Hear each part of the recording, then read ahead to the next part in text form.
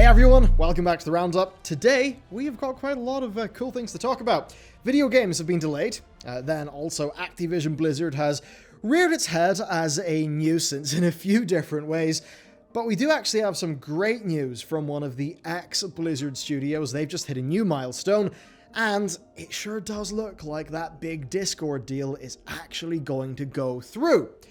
And by the way, it's nearly the end of the month. That means it's almost your last chance for this month's Patreon loot, which is, of course, the bow and also art and the sticker. Of course, this all goes very well with, the rest of the series, like the gold sword. So, fun stuff. Go to Patreon, help us out, get some loot. All pretty awesome, and keep your eyes peeled over there for next month, because we're going to be making some big moves. Okay, let's get into the news. Diablo 3. Playing in single-player mode, yet somehow lagging out. Or not being able to play at all without an internet connection. Say, StarCraft 2, not having a proper LAN mode for local play. Don't you love always online stuff? Kinda sucked from Blizz. And the wonderful news here is that they've not learned their lesson. No. Crash 4 has had its sort of second launch, because they've put it onto PC, PS5, Series X, and Switch over the last month, most recently on PC, and on PC people found you need an internet connection to play. It's as simple as that. Even if what you are doing is 100% single player, you need an internet connection. Just that, an internet connection for, the DRM that they've put in, where you can't play the game if you're not online, well, having an internet connection might not be good enough. Because, well, players found themselves blocked out a few days ago. Why? Well, Activision's login servers fell over. So they just couldn't play the game. This is all bad for players, right? That's just what it is. Now, not that I condone anybody doing anything untoward, but it is newsworthy that following all of this, the game was cracked pretty damn quick. So yes, there is a cracked version that can indeed be played offline. So good job, Activision-Blizzard. All of your overbearing DRM just created even more of a problem for players. Of course, that's a problem that smart people could get around via a crack. So congratulations, you just created a surge in the piracy of your own video game. Who was it that said that piracy was a service problem? And as a quick little follow-up there, if you'd like another serving of suck from Activision, well, it actually turns out that while the Crash 4 physical disc owners do get their next-gen upgrade, the Tony Hawk Remastered disc owners don't get their next-gen upgrade. So, I guess, arbitrarily, screw you. And speaking of, you and me being screwed, generally when a company decides to reduce your choice, it's not a good thing, because choice, I think, is generally speaking, quite consumer-friendly. So, Blizzard have actually removed the 30-day game time option from World of Warcraft. Now, it used to be that you could just purchase game time, you get time in your account, the time would run out, you wouldn't be able to play again, so you'd have to buy some more time. Now, that is different to a World of Warcraft subscription, which is, of course, just an automatically renewing subscription. So, Blizzard have removed the 30-day, just ad hoc, go put some game time in your account. They've removed that option, as well as the 90-day and 180-day options, and it's pretty obvious why. They obviously want to put people onto the thing that has got recurring revenue potential. Here's the thing. Anytime, your 30 days of game time runs out, it's a decision to renew it. Because the game says, hey, you've got no more game time. Would you like to buy some? Whereas, if you're on a rolling subscription, you will never be presented with that choice, and that raises the threshold of dissatisfaction required for somebody to actively remember that they do not want to be on that subscription, and, of course, therefore cancel it. So yes, you can just do the 30-day subscription and cancel it if you don't want to play anymore, but we all know that a part of subscription business models is that they obviously know a bunch of people will just forget about their subscription. Of course, forgetting about your subscription is something that's more likely the less regular your subscription is. So if they can get you on a 6-month subscription and then you can, forget that when the renewal date comes up, that is obviously ideal for them as a business. And that's probably why the one thing that they push the most with World of Warcraft is the 6-month subscription that usually comes with a free mount. And they usually do that at the start of a new expansion or a new patch because they want to capitalize on that big hype to get somebody to throw down 6 months worth of money at once, even though, and I think especially right now, most WoW players would agree, there ain't 6 months of content, right? So, or at least for a bunch of people. So it kind of sucks. Less consumer options, and we all know why. They want you on the recurring subscription. Also should be noted that for people in regions such as Brazil, they did a pretty big price hike. It's like 25%, and I've generally seen lots of Latin America players basically just say, cool, this is basically not that affordable for me anymore. It seems to be the case that relative to purchasing power in the region, World of Warcraft is very, very, very expensive. I saw somebody from a Latin America country basically show me the price of like 1 month of Final Fantasy XIV, 1 month of World of Warcraft, and FF14 was like, it wasn't half the price, but it was way, way, way cheaper. So there you go. That kind of sucks. Next up, Call of Duty. And Call of Duty is still a very leaky ship, which is why we know about Call of Duty Vanguard, the 2021 game that is being developed by Call of Duty World War II developers Sledgehammer Games, and is also going to be set in World War II. So, an interesting enough situation where the initial rumors seem to suggest that it was set in the 1950s. You know, as much as the idea of a rifles-only Tujan match from the Call of Duty 2 LAN days, you know, at the Nat Cafe, as much as that's burned into my memory, I do expect the gameplay will still be quite modern Call of Duty, which is, you know, perfectly fine, actually.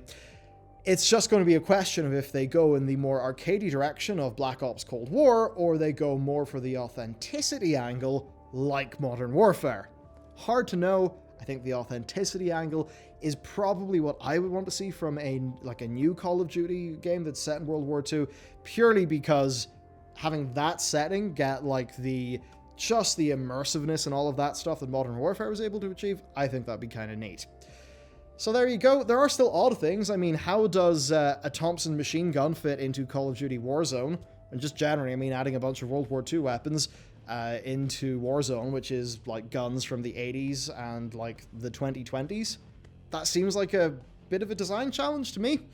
But anyway, if you cast your mind back to the company's guidance that I believe was issued in Q1 2021, they actually expect lower year-over-year sales. I'm going to guess that that is vaguely sensible because Black Ops, even though in my head Modern Warfare was always the big famous one because it was a bit more seminal, but it seems like Black Ops really is their highest performing sub-brand of Call of Duty, so you could expect that another World War II game wouldn't do as well.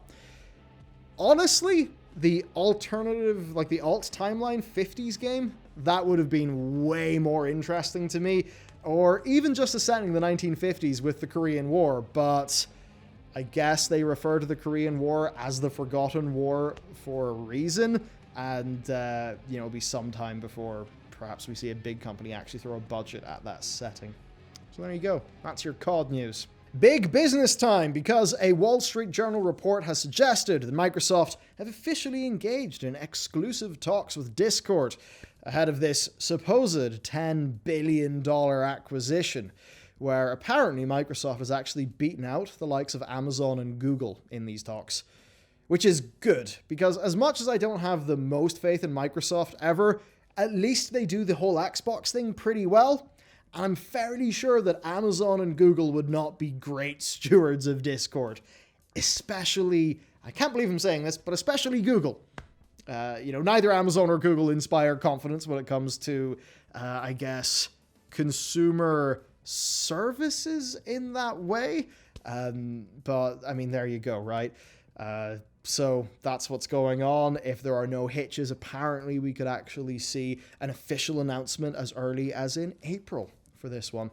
And this would be big. Seriously big. Microsoft Teams has surged with work from home. Of course, Slack is its big competitor.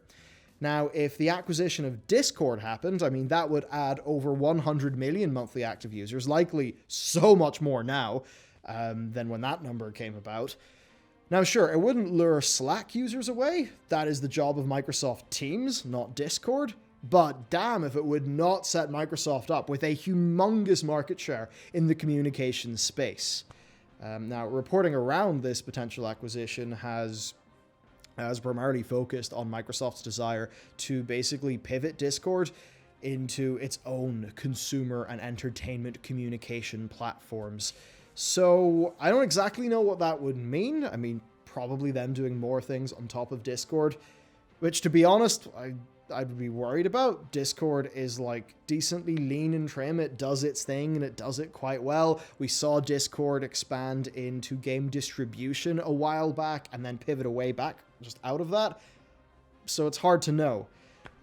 But I guess expect deeper integrations with Microsoft things and probably the likes of Discord Nitro being a part of Game Pass Ultimate. As for Discord, well, I mean, this is the way for at least the founders to get their big break. Certainly employees with stock options, I've got to imagine they'd be thrilled at something like this. It's delay time because Back 4 Blood, the spiritual successor to Left 4 Dead, just got a chunky delay from June to October 12th. No surprises. I mean, stuff like this is the norm, and the same thing has actually happened to Humankind, which is a strategy game that also got a delay, this time from April to August. So, ouch.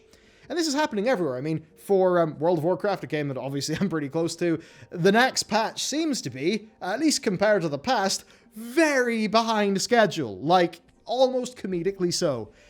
Which I think means COVID kind of sucks if you want your video games on time.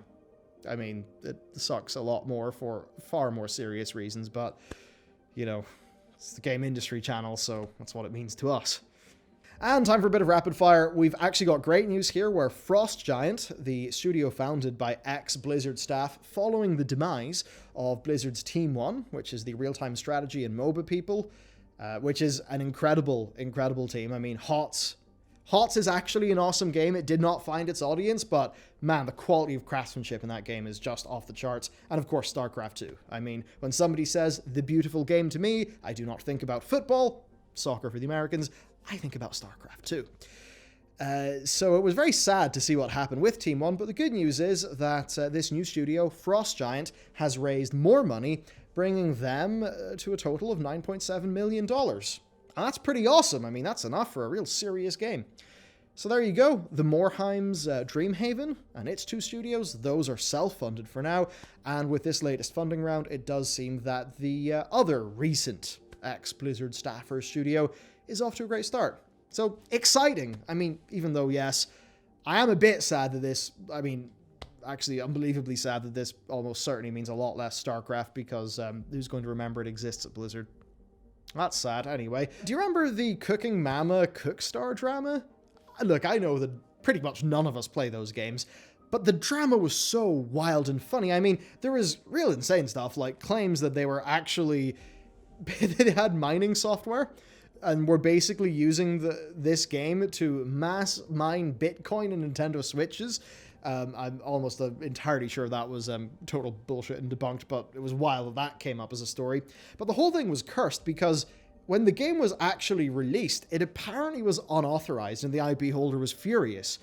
Well, it turns out the game has been released again on PS4 with a different publisher and apparently without the authorization of Office Create, who are the IP holders. And I just bring it up to say, who the hell would have thought that such a friendly, warm, inviting, whatever franchise would have this level of drama?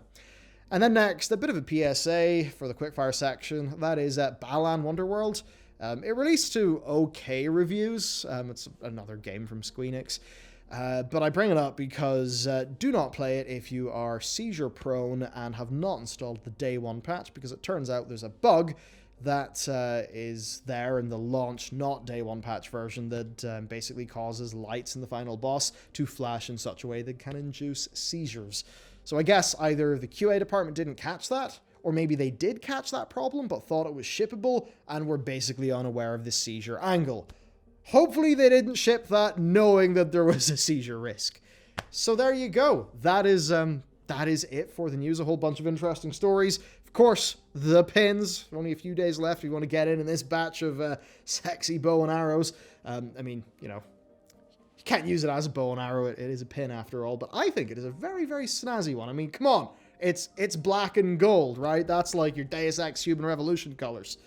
And those awesome colors. All right, that's it for me. Have a great day. Thank you for watching. With that said, I'll see you next time.